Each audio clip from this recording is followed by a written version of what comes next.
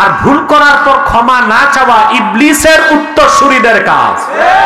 আমাদের দেশে আছে বহুত বক্তা, বড় বড় ভুল করে কয় মাথা ঠিক নাই। তো মাথা ঠিক নাই মঞ্চে কেন? ওটা তো পাগলা গারদে থাকবে। ঠিকটা কি বুঝে করলেন? ঠিক যার মাথা খারাপ এ থাকবে কই? এরে মঞ্চে দিলে ঈমান নষ্ট করবে। ভুল করার পর ক্ষমা চাওয়া আদমের উত্তরসূরিদের কাজ, আর ভুল করার পর অহংকার করে ক্ষমা না চাওয়া ইবলিসের উত্তরসূরিদের কাজ। ভুল তো ভুল, ভুলটা তো স্বীকার করতে হবে। যে পর্যায়ের ভুল ওই পর্যায়ের তওবা। প্রকাশ্যে কুফর করলে প্রকাশ্যে তওবা। এখন মৌলবী একটাই বোকা না, সাথে আরো মৌলবীগুলো বোকা। কোরআনে কিসে বলে মাথাটা খারাপ। আচ্ছা ভাই, পাইলটের যদি মাথা খারাপ হয় প্লেন চলবে না ক্র্যাশ হবে? ডাক্তার যদি মাথা খারাপ হয়? আমি এক ডাক্তারের ইতিহাস জানি, খুব বড় ডাক্তার ছিল, দেশ স্বাধীনের পর ফ্রান্স থেকে এফআরসিএস করে আসছে, কিন্তু বদ অভ্যাস ছিল, মদ পান করত। কি করত? মাঝে মধ্যে মাতাল অবস্থায় রুগীও দেখতো। তো ভালো মতো মদ খেয়ে বসছে, রুগী আসছে, প্রেসক্রিপশনে লিখে দিছে 4 ব্যাগ সিমেন্টস, 4 বস্তা সিমেন্ট। এখন রুগী প্রেসক্রিপশন নিয়ে ফার্মাসিস্টের কাছে যায়, ওরা তো এই ওষুধের নামও শুনে নেই। বলে ডাক্তার এটা কি লেখছে? আবার ফিরে আসছে। ডাক্তার কম্পাউন্ডার বুঝে গেছে স্যার কি জন্য কি কাজ করছে। ডাক্তার রুগীও দেখতেছিল, বিল্ডিং এর কাজও চলতেছিল। তো মিস্ত্রিকে লিখবে যে এটা রুগীরই লিখে দিছে 4 বস্তা সিমেন্ট। পাইলট যদি পাগল হয় প্লেন ক্রাশ হবে, ডাক্তার যদি মাতাল হয় রুগী মারা যাবে, বক্তা যদি পাগল হয় শ্রোতা কাফের হয়ে যাবে। কথা বলেন, কারণ আপনারা তো ঠিকটা আগে বলেন, কি যে ঠিক তা জানেন না। কথা বলেন। তাহলে ভাইরা আমরা কি সবক নিব? কি এখন সবক এটা, যার ঈমান যত বাড়বে আল্লাহর কাছে সে তত বেশি ক্ষমা চাইবে। ওলি হতে বংশ লাগে না, টাকা লাগে না, পয়সা লাগে না, দুটো জিনিস লাগে, ঈমান আর তাকওয়া। সুবহানাল্লাহ। মেম্বার হতে কষ্ট আছে, চেয়ারম্যান হতে কষ্ট, এমপি হতে আরো কষ্ট। এখন তো নমিনেশনে পেলেও 10 কোটির কমে কেউ নির্বাচন করতে সাহস করে না, ঠিক না? কিন্তু আল্লাহর ওলি হওয়া খুব সহজ, মেহনত বেশি, ঠিক না? ওলি হওয়া সহজ কিন্তু মেহনত।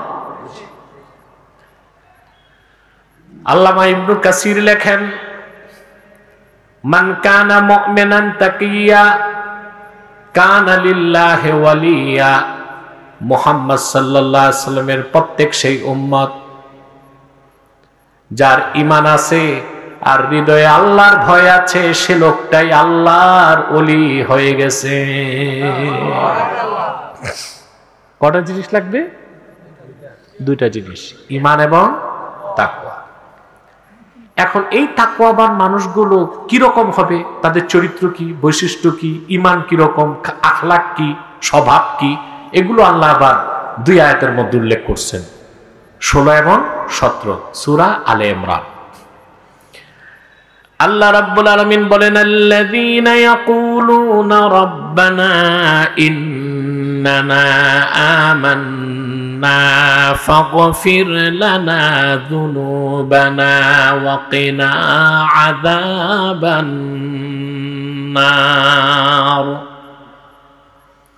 যারা প্রকৃত মুমিন, বিশ্বাসী, ঈমানদার, তারা আল্লাহর কাছে বলে, হে আমাদের আল্লাহ, হে আমাদের রব, আমরা ঈমান এনেছি, তুমি আমাদের জিন্দেগীর গুনাহগুলো মাফ করে দাও আর আমাদেরকে জাহান্নামের আগুন থেকে বাঁচাও। সুবহানাল্লাহ বলবেন না? আমাদের গুনাহ মাফ করো আর জাহান্নাম থেকে বাঁচাও। সুবহানাল্লাহ। এই লোকগুলোর বৈশিষ্ট্য কি? الصابرين والصادقين والقانتين والمنفقين والمستغفرين بالأسحار। সুবহানাল্লাহ। যারা ধৈর্যশীল, যারা সত্যবাদী, যারা তাদের রবের ইবাদতে প্রচন্ড বিনয়ী, যারা আল্লাহর খুশির জন্য খরচ করে, আর যারা শেষ রাতে আত্মসমর্পণ করে আল্লাহর কাছে ক্ষমা চায়, কান্নাকাটি করে, বলেন সুবহানাল্লাহ। সব মোবাইল বন্ধ, আনিস মোবাইল বন্ধ করে দেন, সব বন্ধ করুন, ভিডিও করেন কিন্তু মোবাইল চালাবেন না। কিছু লোক গেটে দাঁড়ায় আছে, ওখানে বিছানা দেন, আর দাঁড়িয়ে থাকলেও কথা বলা যাবে না, এটা মাহফিল, আদব রক্ষা করতে হবে। আদব রক্ষা করবেন, কথা বলেন।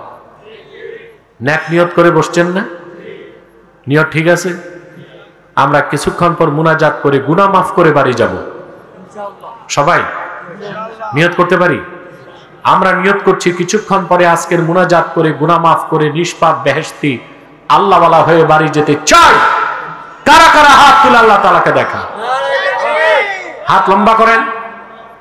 আল্লাহ কবুল করুন, আল্লাহ মঞ্জুর করুন।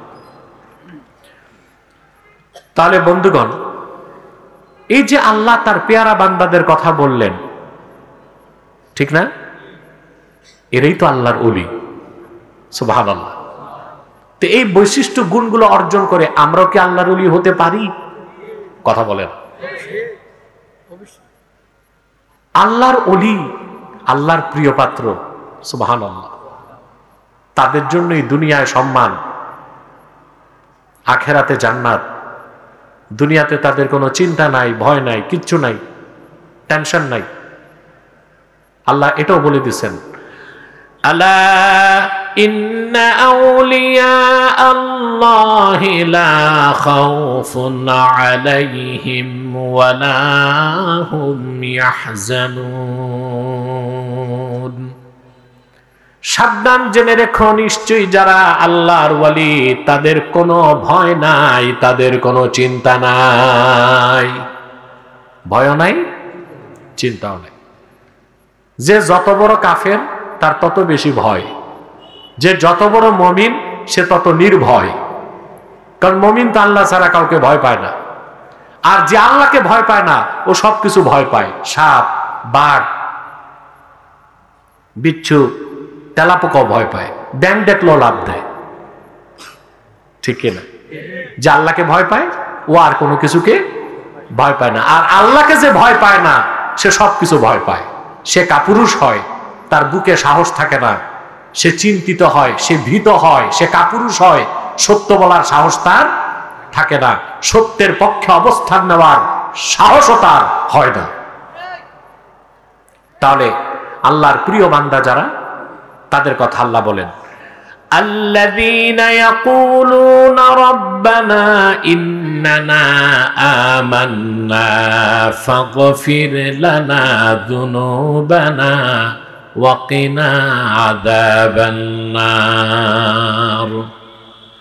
যারা প্রকৃত ঈমানদার, আল্লাহর পরিচয় যারা পেয়েছে, আল্লাহর আজমতের কথা, জালালাতের কথা, আজমতের কথা যাদের হৃদয়ে আছে, পরিপূর্ণ ঈমানদার, তারা আল্লাহকে ডেকে বলে, হে আমাদের রব, আমরা ঈমান এনেছি, আমাদের গুনাহগুলো মাফ করে দাও, জাহান্নামের আগুন থেকে বাঁচাও।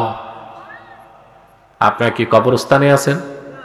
তাই তো মনে হচ্ছে, না মাহফিলে আছেন? এতটা ড্যাম হয়ে গেলেন, ব্যাপার কি? পুরুষের কণ্ঠে বলেন সুবহানাল্লাহ। এরকম আওয়াজ চাই, থাকবে? এখন আল্লাহ যে ক্ষমা চাওয়ার কথা বলেছেন, যারা আল্লাহর কাছে ক্ষমা চায়, গুনাহগারদের কথা বলেন নাই, ঈমানদারদের কথা বলছেন। সুবহানাল্লাহ। আমাদের একটা ধারণা, গুনাহ করলেই ক্ষমা চাইতে হয়, ঠিক না ভাই? আবার বলছি, আমাদের ধারণা যে গুনাহ করলে না ক্ষমা চাইবো, যার গুনাহ নাই সে ক্ষমা চাইবে কেন? বিষয়টা এমন নয়, বিষয়টা এমন নয়। মনোযোগ দিয়ে শোনেন, কাফেরের ক্ষমা মুমিনের ক্ষমা এক নয়, মুমিনদের ক্ষমা আবরারদের ক্ষমা এক নয়, আবরারদের ক্ষমা মুকাররাবুনদের ক্ষমা এক নয়, মুকাররাবুনদের ক্ষমা আর পূর্বের নবীদের ক্ষমা এক নয়, আর পূর্বের নবীদের ক্ষমা আর ১৫০০ বছর আগে আমার নূর নবী আল্লাহর কাছে ক্ষমা চাইতেন, সেটা এক বিষয় নয়। গুনাহ করলেও ক্ষমা চাইতে হবে, আবার গুনাহ নাই, ঈমান যত বাড়বে তত বেশি ক্ষমা চাইতে হবে। সুবহানাল্লাহ। ঈমান যত বাড়বে তত বেশি ক্ষমা চাইতে হবে। তার মানে হচ্ছে যার ঈমান যত বেশি বাড়বে, আল্লাহর মারিফত যত বেশি বান্দার অন্তরে আসবে, আল্লাহর পরিচয় যত বেশি পাবে, তত বেশি বান্দা আল্লাহর কাছে ক্ষমা চেয়ে আত্মসমর্পণ করবে। কারণ বান্দা যত ক্ষমা চায় আল্লাহ তত খুশি হন। ক্ষমা চাইলে আল্লাহ গুনাহ মাফ করেন, দরজা বাড়ায় দেন, পছন্দ করেন, কাছে টেনে নেন। সুবহানাল্লাহ। আমি একটা দৃষ্টান্ত দিচ্ছি আপনাদেরকে। আদম আলাইহিস সালাম আল্লাহর একটা হুকুম মানতে পারেন নাই, ঠিক না ভাই? কথা বলেন। এই স্পিকার দুটা চলে কই? চলে কই? আওয়াজ কই স্পিকারে? আদম আলাইহিস সালাম আল্লাহর কয়টা হুকুম লঙ্ঘন করছেন? আর ইবলিস সেও আল্লাহর কয়টা হুকুম লঙ্ঘন করছে? দুজনই একটা একটা হুকুম অমান্য করছে। আদম আলাইহিস সালাম ভুল করলেন, ধরলেন ক্ষমার পথ। আদমকে আল্লাহ মাফ করে খলিফাতুল্লাহ বানায় দিলেন।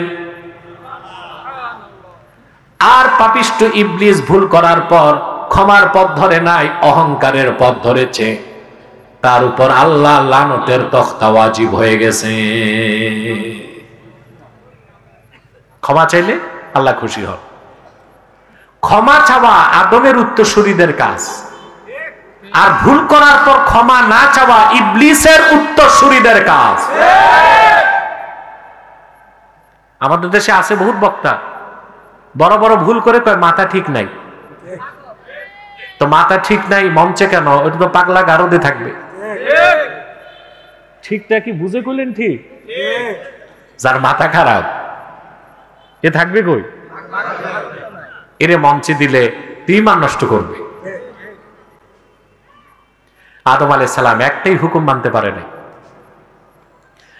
আল্লাহ রাব্বুল আলামিন আদমকে ডেকে বললেন, وَقُلْنَا يَا آدَمُ اسْكُنْ أَنْتَ وَزَوْجُكَ الْجَنَّةَ وَكُلَا مِنْهَا رَغَدًا حَيْثُ شِئْتُمَا وَلَا تَقْرَبَا هَذِهِ الشَّجَرَةَ فَتَكُونَا مِنَ الظَّالِمِينَ। আল্লাহ রাব্বুল আলামিন ডেকে বললেন, ওহে আদম, তুমিও তোমার স্ত্রী পরমানন্দে জান্নাতে বসবাস করো, যা খুশি তা বেশি বেশি খাও। সুবহানাল্লাহ। রাগাদান আই ওয়াসিআন, যত মন চায় খাও। বেশি খাওয়ার জায়গায় তো বেহেশত, কম খাওয়ার জায়গা? কথা বলেন। কম খাওয়ার জায়গা? আমরা উল্টা করি। বেহেশতে মানুষ খাবে, কোনো চিন্তা নাই, যা খাবে ঢেকুর দিবে, সব নাই। দুনিয়ায় বেশি খাবেন, প্রেসার হবে, অ্যাটাক হবে, স্ট্রোক হবে। আমরা দুনিয়ায় বেশি খাই, অবশ্য নিজের বাড়িতে না, দাওয়াত খেতে গেছে। দুপুরে বিয়ের দাওয়াত, সকালে নাস্তা করে না, সকালে মনে করে পোষাইতে হবে। কি করতে হবে? তারপর যে এমন খাওয়া খায় আয়োজকরা ভয় পায়। আমি গল্প শুনছি, এক খাদক, খাদক বুঝেন? এজমর খাদক গেছে বিয়ে বাড়িতে, তো বন্ধু জিজ্ঞেস করছে কেমন চালাইলা? তো সে বলতেছে বেশি না, 8টা রোস্ট, 12টা ব্রোস্ট, 6 প্লেট পোলাও, 3 প্লেট জর্দা, 12 গ্লাস বোরহানি, 16টা কাবাব। আজকে শরীরটা ভালো না, চলে নাই। এই অসুস্থ দেহে এই অবস্থা, ভালো থাকলেও কি চালান চালাইতো।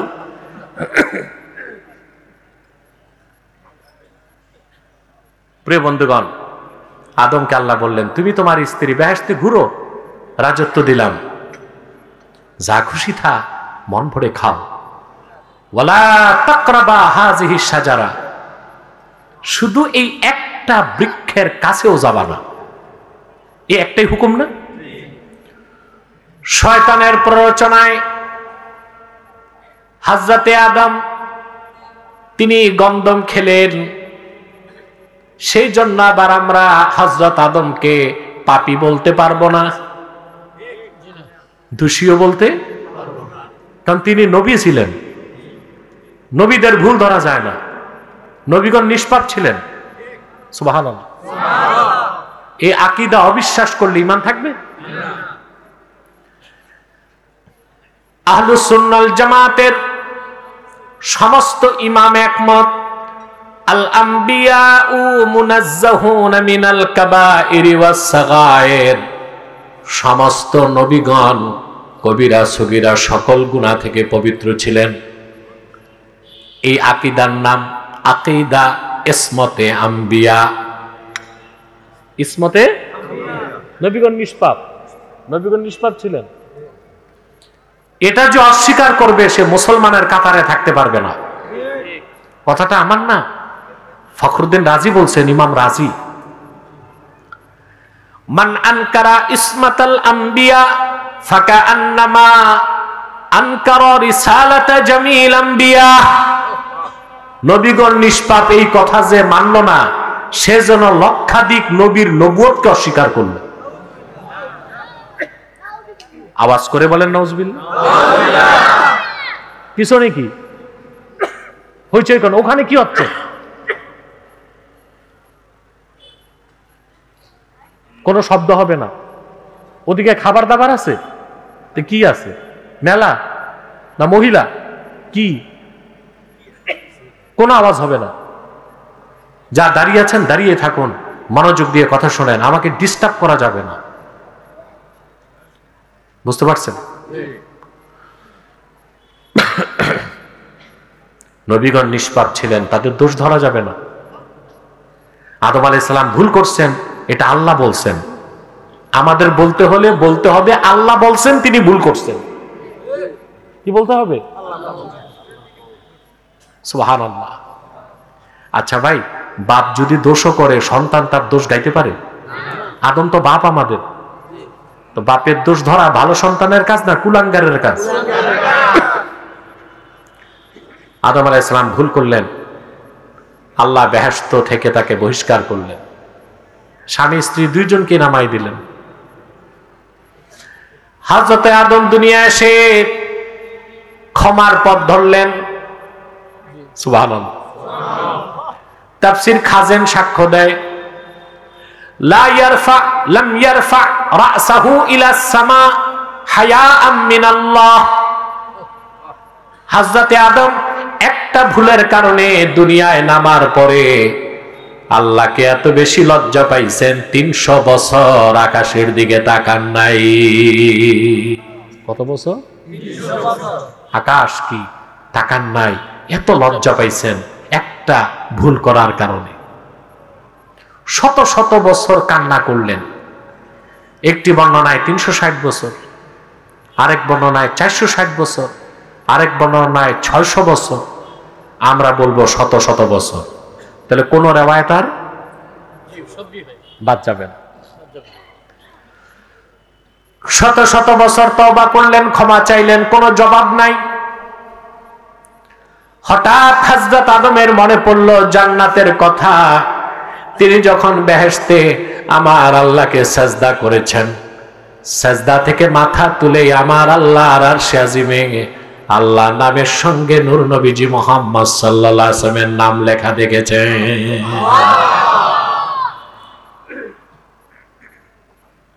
এই ব্যাপারে রাওয়ায়াত আসছে, সহি রাওয়ায়াত অনেক, 5টা বিশুদ্ধ সনদে হাদিস পাওয়া যায়। কয়টা? তো যে কোনো বিষয়ে একটা সহি হাদিস যথেষ্ট কিনা? আরে কথা কও, যথেষ্ট? অসংখ্য রাওয়ায়াতে পাওয়া যায়। মুআজাম তাবারানীতে হাদিস এসেছে, মুস্তাদরাক আলা সাহিহাইনে এসেছে, খাসায়েস কুবরাতে এসেছে, মাওয়াহিবুল লাদুনিয়াতে এসেছে, শারহুল মাওয়াহিবে এসেছে। একদম বিশুদ্ধ সনদে 5টা রাওয়ায়াত পাওয়া যায়। আমি একটা বর্ণনা শোনাচ্ছি উমদাতুল কারি শারহু সহিহুল বুখারী থেকে। বদরুদ্দিন আইনি নকল করেন, ইন্না আদামা রাআ ইসমা মুহাম্মাদিন সাল্লাল্লাহু আলাইহি ওয়াসাল্লাম মাকতুবান ফিল আরশ। হযরতে আদম সাজদা থেকে মাথা তুলে আমার আল্লাহর আরশে আজিমে আল্লাহর নামের সঙ্গে তার হাবিব মুহাম্মদ সাল্লাল্লাহু আলাইহি ওয়াসাল্লামের নাম লেখা দেখেছেন।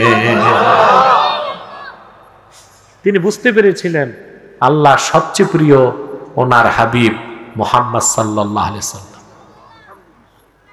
দুনিয়ায় তওবা কবুল হয় না, তিনি ভাবছেন এবার আমি আল্লাহর হাবিবের ওসিলা ধরে আল্লাহর কাছে চাই।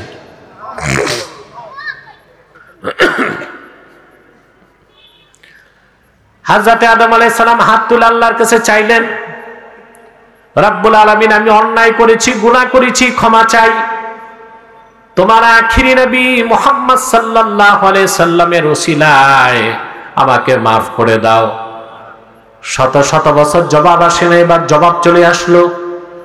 আল্লাহ ডেকে বললেন, ইয়া আদম কাইফা আরাফতা মুহাম্মাদা সাল্লাল্লাহু আলাইহি ওয়াসাল্লাম। ওরে আদম, আমার হাবিব মুহাম্মদ সাল্লাল্লাহু আলাইহি ওয়াসাল্লামকে কেমন করে চিনতে পেরেছো? এখনো তো দুনিয়ায় পাঠাই নাই। তিনি বললেন, রব্বুল আলামিন, যখন আমি দেখেছি আরশে আজিমে সাজদা থেকে মাথা তুলেছি জান্নাতে, তোমার আরশে আজিমে দেখেছি তোমার নামের সঙ্গে তোমার হাবিবের নাম লেখা আছে। আমি বুঝতে পেরেছি তোমার কাছে সবচেয়ে প্রিয় মুহাম্মদ সাল্লাল্লাহু আলাইহি ওয়াসাল্লাম।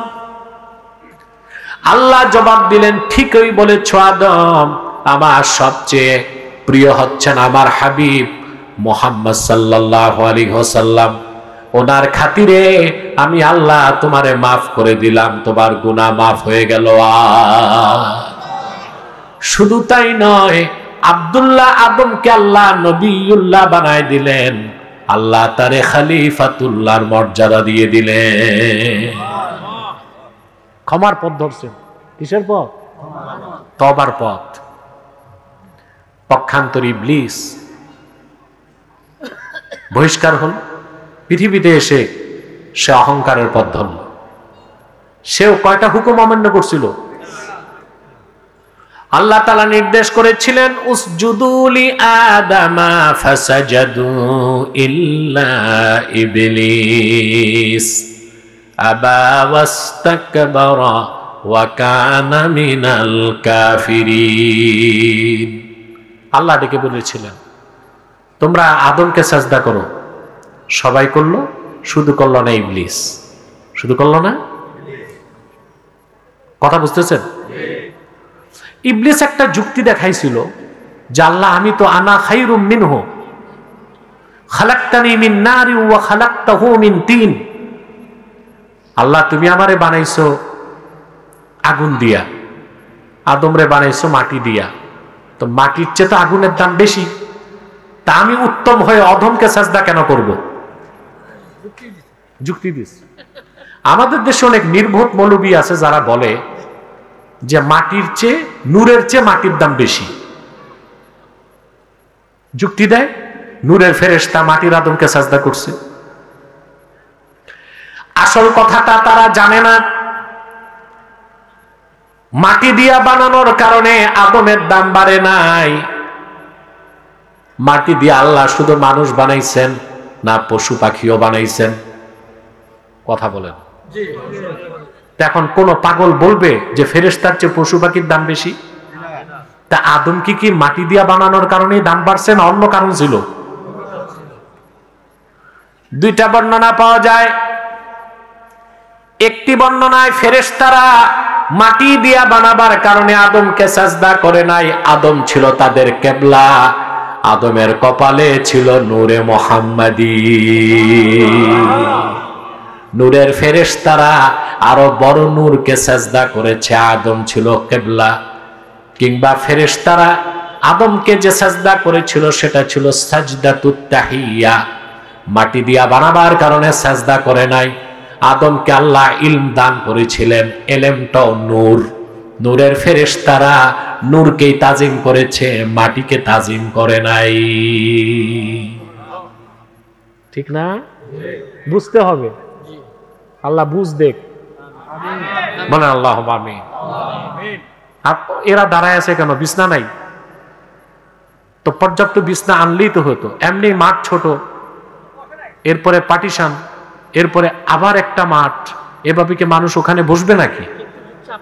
না, চাপলে তো কষ্ট হবে, একজনের অক্সিজেন আরেকজনের কানে লাগবে, দরকার নাই। ওখানে বিছানা থাকলে বসু।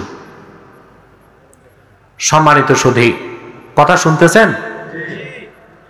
ইবলিস অহংকার করলো, ক্ষমা চাইল না। আল্লাহ থেকে অপশন দিছিলেন তওবার, সে বলছে না, আমি আখেরাতে শাস্তি চাই, দুনিয়াতে আমার হায়াতটা লম্বা করে দাও। আল্লাহ তার কথা মঞ্জুর করছেন, কিন্তু সে তওবার পথ ধরল না। আবার ওয়াস্তাকবার, অস্বীকার করলো, অহংকার করলো। ওয়া কানা মিনাল কাফিরিন, কাফেরদের দলভুক্ত হয়ে গেল সে। তাহলে কি এই কথা বোঝা যায় ভুল করার পর ক্ষমা চাওয়া আদমের উত্তরসূরিদের কাজ, আর ভুল করার পর অহংকার করে ক্ষমা না চাওয়া ইবলিসের উত্তরসূরিদের কাজ? ভুল তো ভুল, ভুলটা তো স্বীকার করতে হবে। যে পর্যায়ের ভুল ওই পর্যায়ের তওবা। প্রকাশ্যে কুফর করলে প্রকাশ্যে তওবা। এখন মৌলবী একটাই বোকা না, সাথে আরো মৌলবীগুলো বোকা। কোরআনে কিসে বলে মাথাটা খারাপ। আচ্ছা ভাই, পাইলটের যদি মাথা খারাপ হয় প্লেন চলবে না ক্র্যাশ হবে? ডাক্তার যদি মাথা খারাপ হয়? আমি এক ডাক্তারের ইতিহাস জানি, খুব বড় ডাক্তার ছিল, দেশ স্বাধীনের পর ফ্রান্স থেকে এফআরসিএস করে আসছে, কিন্তু বদ অভ্যাস ছিল, মদ পান করত। কি করত?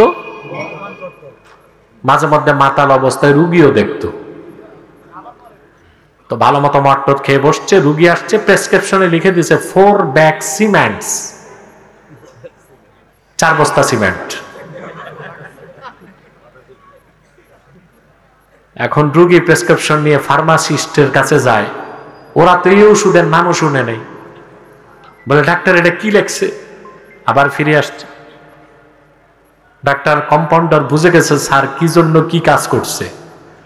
ডাক্তার রুগীও দেখতেছিল, বিল্ডিং এর কাজও চলতেছিল। তো মিস্ত্রিকে লিখবে যে এটা রুগীর এই লিখে দিছে 4 বস্তা সিমেন্ট। পাইলট যদি পাগল হয় প্লেন ক্রাশ হবে, ডাক্তার যদি মাতাল হয় রুগী মারা যাবে, বক্তা যদি পাগল হয় শ্রোতা কাফের হয়ে যাবে। কথা বলেন, কারণ আপনারা তো ঠিকটা আগে বলেন, কি যে ঠিক তাও জানেন না। কথা বলেন। তাহলে ভাইরা আমরা কি সবক নিব? কি এখন সবক এটা, যার ঈমান যত বাড়বে আল্লাহর কাছে সে তত বেশি ক্ষমা চাইবে। এমন কোন গুনাহ নাই যার ক্ষমা নাই। নিরাশ হবেন না। নামাজ পড়েন নাই, রোজা রাখেন নাই, জানা ব্যভিচার করেছেন, অন্যায় করেছেন, মুহাম্মদ সাল্লাল্লাহু আলাইহি সাল্লামের উম্মতের জন্য কিয়ামতের 160 বছর আগ পর্যন্ত তওবার দরজা খোলা থাকবে। কোন গুনাহ নাই যেটার ক্ষমা নাই। আপনাকে আল্লাহর কাছে আত্মসমর্পণ করতে হবে। সুবহানাল্লাহ। আত্মসমর্পণ করে মাপ চাইতে হবে। আপনার গুনাহ যত বড় হোক পরিমাপ যত বেশি হোক। আমি একটা হাদিস শোনাচ্ছি যুবক বন্ধুরা, হাদিসটা মনে রেখো, সুনান তিরমিজির হাদিস, হাদিসে কুদসি। আল্লাহ পাক বলেন, ইয়া ইবনা আদম লাউ বালাগাত যুনুবুকা আনানাস সামা সুম্মা ইস্তাগফারতানি লাগাফারতু লাক। ওরে আদম সন্তান, তোমার গুনাহ জমে জমে যদি আকাশের মেঘমালা পর্যন্ত পৌঁছে যায়, তথাপিও তুমি যদি আমার কাছে আত্মসমর্পণ করে ক্ষমা চাও, আমি আল্লাহ তোমার জিন্দেগীর সব গুনাহ মাফ করে দিব। ওয়াদা কার? আল্লাহর হাবিবের উম্মতের কাছে আল্লাহ এই ওয়াদা করছেন। কিন্তু সঠিক তওবা হতে হবে, ক্ষমা চাওয়ার মতো চাইতে হবে। আপনারা কি যে তওবা করেন আমি জানি, সারা বছর নামাজ নেই, রোজা নাই, চুরি চামারি সুদ ঘুষ, শবে বরাতের দিন হালুয়া রুটি খেয়ে মসজিদে ঢুকে, ঠিক সারা রাত নামাজ পড়ে, তওবা করে, সারা রাত জাগে, আর মোমবাতি নিয়ে কবরস্থান কবরস্থান দৌড়ায়। ফজর নামাজ পড়ে বাড়ি এসে আবার হালুয়া রুটি খেয়ে ঘুম দেয়, এক ঘুমে যোহর আসর মাগরিব এশা। পরের দিন এশার সময় বাজারে এশার আজান হচ্ছে, মসজিদে যায় না, তাস খেলে। গতকাল তওবা করছে। এটা তওবা না প্রহসন? কথা বলেন। من يهده الله فلا مضل له ومن يضلله فلا هادي له ونشهد أن لا إله إلا الله وحده لا شريك له ونشهد أن سيدنا وحبيبنا ومولانا محمدا عبد الله ورسوله صلى الله عليه وعلى آله وصحبه وسلم الذي أكمل الله به قصر النبوة أي ختم الله به النبوة وحكما لا نبي بعده وأعلن في القرآن بالبرهان أن محمدا صلى الله عليه وسلم خاتم النبيين والمرسلين الذي أرسله بالحق بشيرا ونذيرا وداعيا إلى الله بإذنه وسراجا منيرا فقد قال الله تعالى في كلامه المجيد والفرقان الحميد أعوذ بالله من الشيطان الرجيم بسم الله الرحمن الرحيم الذين يقولون ربنا إننا آمنا فاغفر لنا ذنوبنا وقنا عذاب النار الصابرين والصادقين والقانتين والمنفقين والمستغفرين بالأسحار صدق الله العظيم وصدق رسوله النبي الكريم ونحن على ذلك من الشاهدين والشاكرين والحمد لله رب العالمين. إن الله وملائكته يصلون على النبي يا أيها الذين آمنوا صلوا عليه وسلموا تسليما. اللهم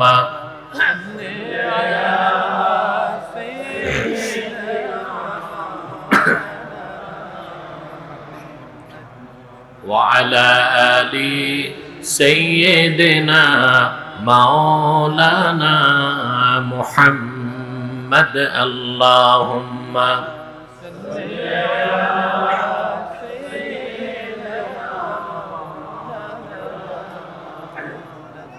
وعلى آل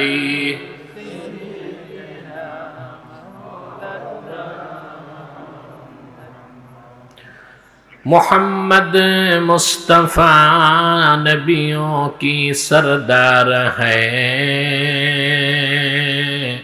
دونوں جہاں کی سرکار. آپ خاتم الانبیاء ہیں، سید الابرار. اللہم صلی علی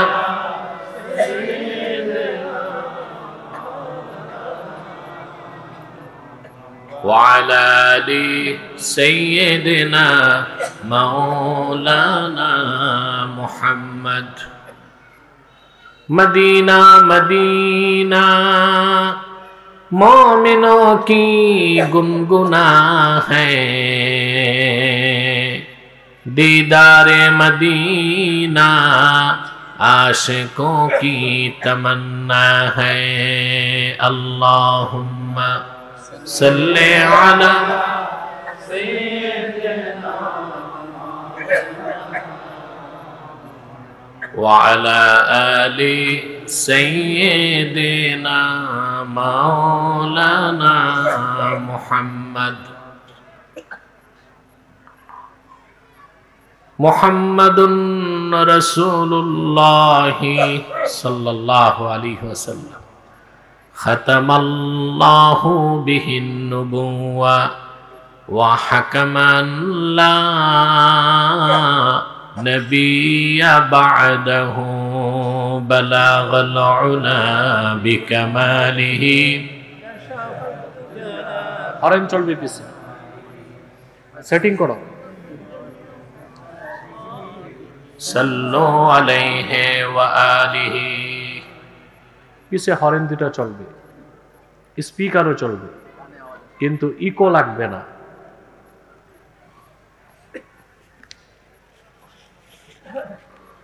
পবিত্র ঈদ মিলাদুন নবী সাল্লাল্লাহু আলাইহি ওয়াসাল্লাম স্মরণে খেতাসার গ্রামবাসীর উদ্যোগে মরহুম জনপুরি হুজুরদের স্মরণে আয়োজিত আজকের 13তম বার্ষিক ওয়াজ মাহফিলের সম্মানিত সভাপতি হযরতুল আল্লাম শাহ সুফি মাওলানা জাওয়েদ আলম সিদ্দিকী পীর সাহেব জনপুরি বারাকাল্লাহু ফি উমরি, হাজারাত উলামায়ে কেরাম, তুলাবায়ে ইজাম, আজকের এই রাতে আগেই তো ঠিক ছিল, আজকের এই মহতি মাহফিলে সাউন্ডটা দিছে নষ্ট করো, ঠিক করো। আজকের এই মহতি মাহফিলে যারা উপস্থিত হয়েছেন স্বেচ্ছায় সানন্দে স্বতঃস্ফূর্তভাবে মনের আনন্দে, তাদের সকলকে আমার পক্ষ থেকে হৃদয় নিংড়ানো ভালোবাসা, শুভেচ্ছা এবং অভিনন্দন জ্ঞাপন করছি। আগে সাউন্ডটাই ঠিক ছিল, বারবার ধরবা না, সেটিং করে পিছিয়ে যাব। সকলকে আমার পক্ষ থেকে মোবারক জ্ঞাপন করছি। সবটুকুন শুকরিয়া আল্লাহ তাআলার জন্য, যিনি আজকের বরকতপূর্ণ মাহফিলে আমাদেরকে আসার ও বসার তৌফিক মেহেরবানি করে ভিক্ষা দান করেছেন। সেজন্য আসুন আমরা সকলে একবার অবনত চিত্তে হৃদয়ের আবেগ অনুভূতি উজাড় করে, রাতের নীরবতা ভঙ্গ করে, সিংহের মতো গর্জন করে একবার বলি আলহামদুলিল্লাহ। অগণিত অসংখ্য দরুদ ও সালাম আল্লাহর সৃষ্টির প্রধান আকর্ষণ, বিশ্বসভার সভাপতি, সকল নবী রাসূলগণের মাথার তাজ, শামসুল হিদায়াত, বদরুদ্দুজা, সাইয়্যিদুস সাকালাইন, ইমামুল মুরসালিন, খাতামুন নবিয়্যিন আল মুরসালিন, আফতাবে নবুওয়াত, শাহনশাহে রিসালাত, সরকারে দো জাহাঁ, সুলতানুল মদিনা, নবিয়ুল আম্বিয়া, হুজুরে আকরম, নূরে মুজাসসাম, নূরুন আলা নূর, সাইয়্যিদিনা হাবিবিনা শফিঈনা মাওলানা মুহাম্মদ সাল্লাল্লাহু আলাইহি ওয়াসাল্লামের উপর আল্লাহ তাবারক ওয়া তাআলা যাকে আজ থেকে প্রায় ১৫০০ বছর আগে প্রেরণ করেছেন সর্বশ্রেষ্ঠ ও সর্বশেষ নবী ও রাসূল হিসেবে, যার পরে আজ পর্যন্ত পৃথিবীতে অবশ্যই কোনো প্রকার নবী কিংবা রাসূল অবশ্যই আসে নাই, অবশ্যই এখনো নাই, অবশ্যই কিয়ামত পর্যন্ত আসবে না। সম্মানিত সুধী, এটা বন্ধ করে দাও, ঘুরিয়ে দাও।